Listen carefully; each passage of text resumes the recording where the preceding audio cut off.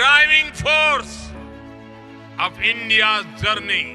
It is not only India that is looking towards its youths.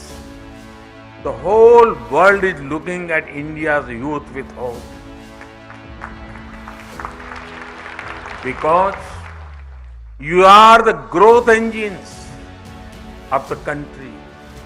And India is the world's growth engine. Yuva Shakti is the driving force of India's journey. The next 25 years are important for building the nation. Yuva Shakti's dreams decide India's direction. Yuva Shakti's aspirations decide India's destination. Yuva Shakti's passion decides India's path. To harness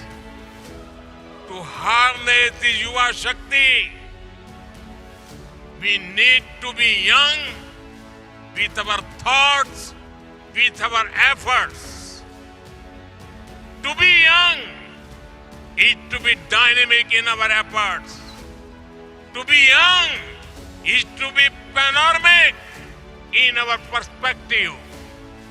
To be young is to be pragmatic.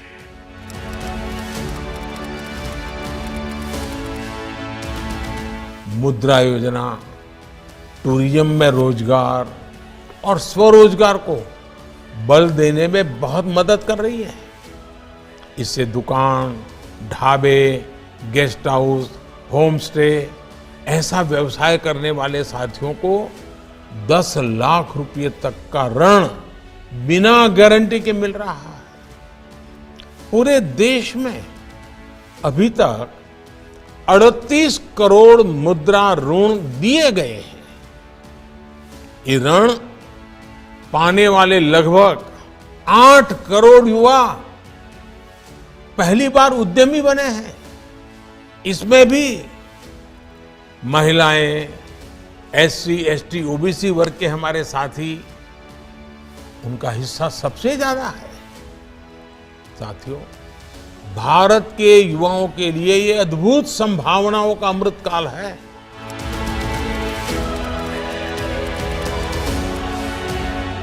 आज हम देखते हैं कि sports में भारत नई ऊंचाई को छू रहा है। इसके पीछे 2 महत्वपूर्ण वजह है।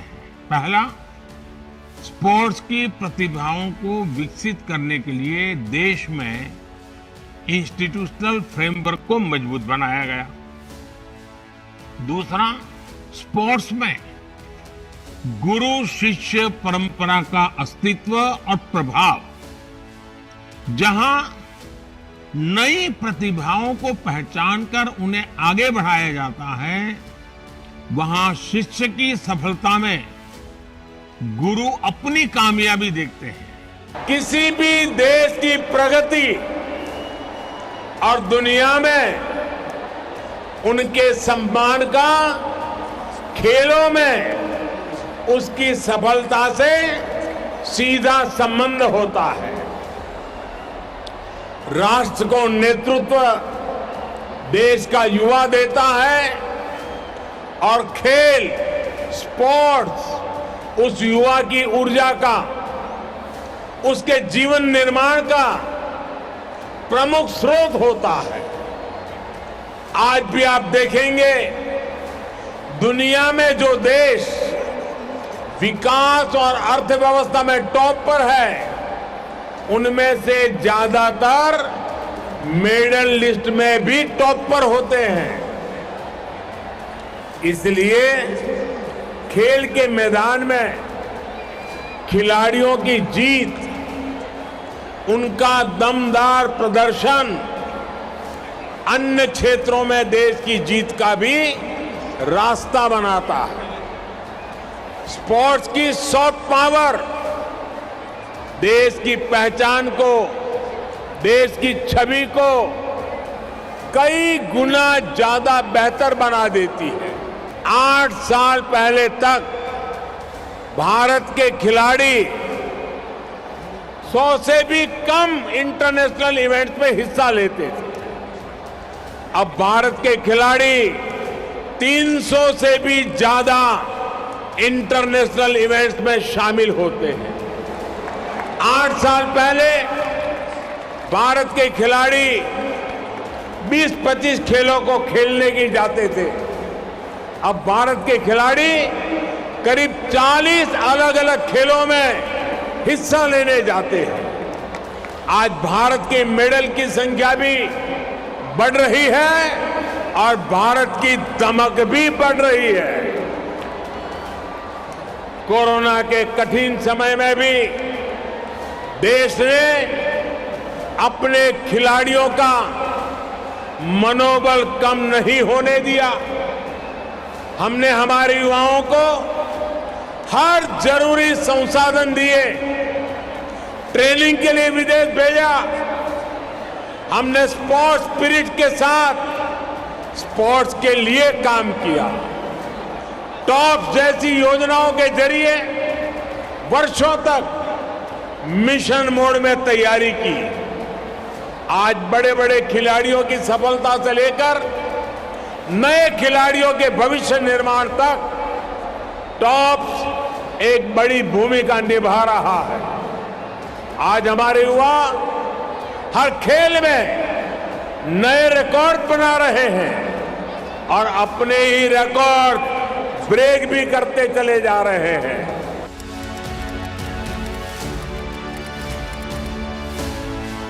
साथियों, ये युवा संवाद 2 कारणों से मेरे लिए विशेष महत्व का होता है। एक तो इसलिए क्योंकि युवाओं में ऊर्जा होती है, ताजगी होती है, जोश होता है, जुनून होता है, नयापन होता है। आपके माध्यम से सारी सकारात्मकता मुझे निरंतर प्रेरित करती रहती है, दिन रात मेहनत करने के लिए प्रोत्साहित करती है। दूसरा, आप सभी आजादी के इस अमृत काल में देश की आकांक्षा, देश के सपनों का प्रतिनिधित्व करते हैं। विकसित भारत के सबसे बड़े लाभार्थी भी आप होने वाले हैं और इसके निर्माण की सबसे बड़ी जिम्मेदारी भी आपके कंधों पर है।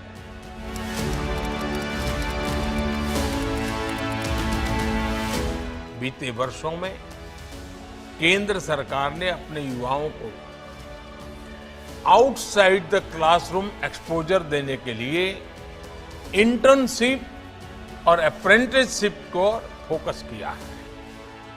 आज नेशनल इंटर्नशिप पोर्टल पर लगभग 75,000 एम्प्लॉयर्स हैं। ये इंटर्नशिप की लगभग 25 लाख रिक्वायरमेंट पोस्ट कर चुके हैं। इससे हमारे युवाओं और इंडस्ट्री दोनों को बहुत लाभ हो रहा है। मेरा ये मानना है, अप्रेंटिसशिप्स हमारे युवाओं को फ्यूचर रेडी बनाने में मदद करती है। हम भारत में अप्रेंटिसशिप्स को भी बढ़ावा दे रहे हैं। इसमें हमारी इंडस्ट्री को भी उचित स्किल से जुड़ी वर्कफोर्स की पहचान करने में भी आसानी होगी।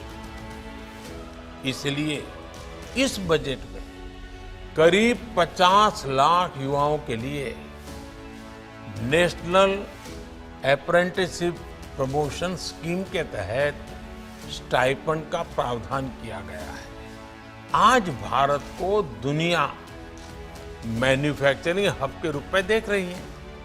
इसलिए आज भारत में निवेश को लेकर दुनिया में उत्साह है। ऐसे में स्किल्ड वर्कफोर्स आज बहुत काम आती है। इसलिए इस बजट में स्किलिंग पर बीते वर्षों के फोकस को हमने आगे बढ़ाया है। प्रधानमंत्री कौशल विकास योजना 4.0 आने वाले वर्षों में लाखों युवाओं को स्किल, रीस्किल और अपस्किल करेगी। पीएम विश्वकर्मा योजना इन कारीगरों को नया मार्केट भी दिलाने में मदद करेगी और इससे अनेक उत्पादों के बेहतर दाम भी मिलेंगे। आज सरकार ऐसे टूल्स पर फोकस कर रही है जिससे एनीवेयर एक्सेस ऑफ नॉलेज सुनिश्चित हो सके। आज हमारे ई लर्निंग प्लेटफॉर्म स्वयं में 3 करोड़ मेंबर हैं। वर्चुअल लैब्स और नेशनल डिजिटल लाइब्रेरी में भी नॉलेज का बहुत बड़ा माध्यम बनने की संभावना है। डीटीएच चैनल्स के माध्यम से स्टूडेंट्स को भी स्थानीय भाषाओं में पढ़ाई का अवसर मिल रहा है। आज देश में ऐसे अनेक डिजिटल और टेक्नोलॉजी आधारित इनिशिएटिव चल रहे हैं। इन सारे इनिशिएटिव्स को नेशनल डिजिटल यूनिवर्सिटी से और बल मिलेगा। आज सरकार का प्रयास टेक्नोलॉजी की मदद से हर सरकारी कर्मचारी को बेहतर ट्रेनिंग की सुविधा देने का है।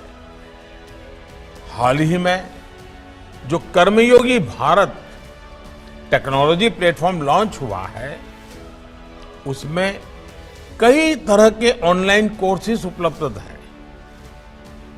आज ही आप जैसे नए सरकारी कर्मचारियों के लिए एक विशेष कोर्स की शुरुआत भी की जा रही है।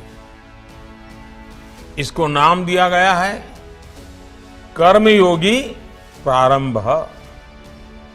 आप कर्मयोगी भारत प्लेटफॉर्म पर उपलब्ध ऑनलाइन कोर्सेज का जरूर ज्यादा फायदा उठाएंगे ही। इससे आपकी स्किल भी अपग्रेड होगी और भविष्य में आपको अपने कैरियर में भी काफी लाभ होगा।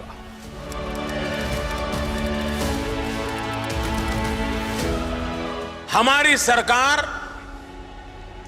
भारत के युवाओं के सामने से हर अवरोध को हटा रही है, लगातार रिफॉर्म्स कर रही है। डिफेंस सेक्टर को प्राइवेट इंडस्ट्री के लिए खोल देना, आधुनिक ड्रोन पॉलिसी बनाना हो, जियो स्पेशल डाटा गाइडलाइंस बनानी हो, टेलीकॉम आईटी सेक्टर में वर्क फ्रॉम एनीवेयर की सहूलियत देनी हो, सरकार हर दिशा में काम कर रही है।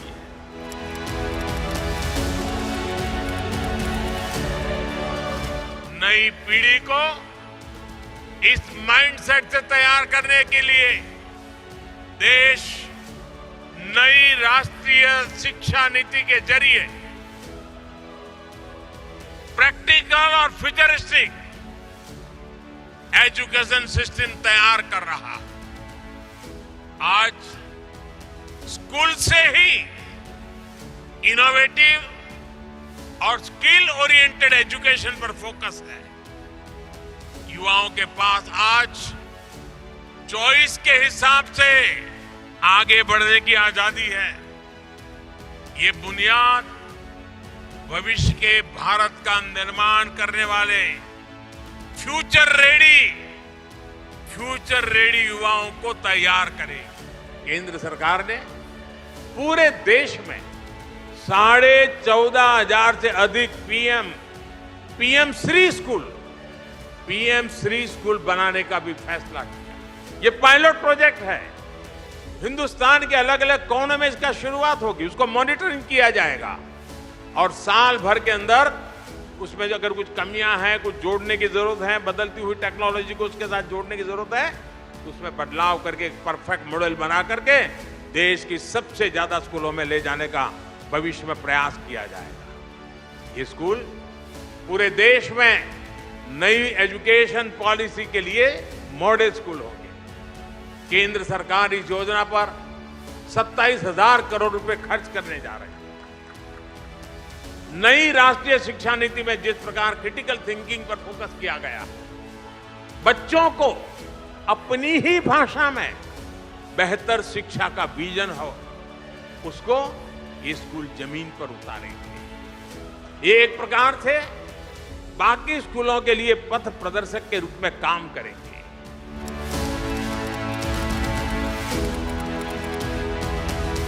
2014 से पहले 10 सालों में करीब 150 मेडिकल कॉलेज बने थे। पिछले 9 वर्षों में हमारी सरकार में करीब 300 नए मेडिकल कॉलेज बने। पिछले 9 वर्षों में देश में एमबीबीएस सीटें भी 2 गुनी बढ़कर 1 लाख से अधिक हो चुकी है। पिछले 9 वर्षों में देश में मेडिकल की पीजी सीटों में भी 110% की बढ़ोतरी हुई है। हमने मेडिकल शिक्षा के विस्तार के लिए नेशनल मेडिकल कमीशन की स्थापना की है। पिछड़े परिवारों को, बैकवर्ड फैमिलीज के बच्चे डॉक्टर बन सके, इसके लिए हमने आरक्षण की सुविधा का भी विस्तार किया है। दूर दराज वाले क्षेत्रों के बच्चे भी डॉक्टर बन सके, इसलिए हमने पहली बार भारतीय भाषाओं में मेडिकल की पढ़ाई का विकल्प दिया है। इस वर्ष के बजट में 150 से अधिक नर्सिंग कॉलेज खोलने का ऐलान भी किया गया है। अगर मैं नॉर्थ ईस्ट की बात करूं, यहां भी बीते 9 वर्षों में मेडिकल कॉलेज की संख्या 2 गुने से अधिक हो चुकी है। अभी अनेक मेडिकल कॉलेजों पर काम चल रहा है। कई नए मेडिकल कॉलेज यहां बनने जा रहे हैं। बीते 9 वर्षों में नॉर्थ ईस्ट में मेडिकल की सीटों की संख्या भी बढ़कर पहले के मुकाबले 2 गुनी हो चुकी है। हमारे देश के ट्राइबल समाज के विशाल पोटेंशियल को टैप करने के लिए पहली बार देश में इतने बड़े स्तर पर काम हो रहा है। इस बार के बजट में भी ट्राइबल डेवलपमेंट को प्रमुखता दी गई है। एकलव्य मॉडल रेसिडेंशियल स्कूलों में शिक्षकों और स्टाफ की भर्ती का बहुत बड़ा प्रावधान किया गया है। एकलव्य मॉडल स्कूलों में हमें ये भी देखना होगा कि विद्यार्थियों का फीडबैक क्या है, शिक्षकों का फीडबैक क्या है। इन स्कूलों में पढ़ने वाले बच्चों को देश के बड़े शहरों में एक्सपोजर कैसे मिले, इनमें अटल टिंकरिंग लैब ज्यादा से ज्यादा कैसे बने, इस दिशा में भी हमें सोचना होगा। आप कल्पना कर सकते हैं कि अगर हम इन स्कूलों में अभी से स्टार्टअप्स के लिए, डिजिटल मार्केटिंग के लिए वर्कशॉप शुरू करवाएं, तो इसका कितना बड़ा लाभ हमारे आदिवासी समाज को होगा। जब ये बच्चे एकलव्य मॉडल स्कूलों से पढ़कर निकलेंगे तो उन्हें पहले से पता होगा कि अपने क्षेत्र के ट्राइबल प्रोडक्ट को उन्हें कैसे प्रमोट करना है, कैसे ऑनलाइन उनकी ब्रांडिंग करनी है।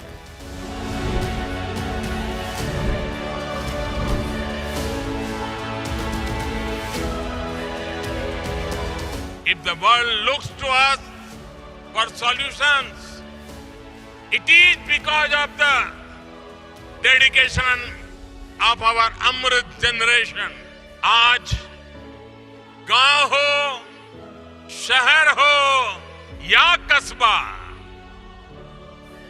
हर जगह उफान पर है युवाओं का जज्बा। Today there is a great optimism in the world towards India and its youth. This optimism is about you. This optimism is because of you. And this optimism is for you.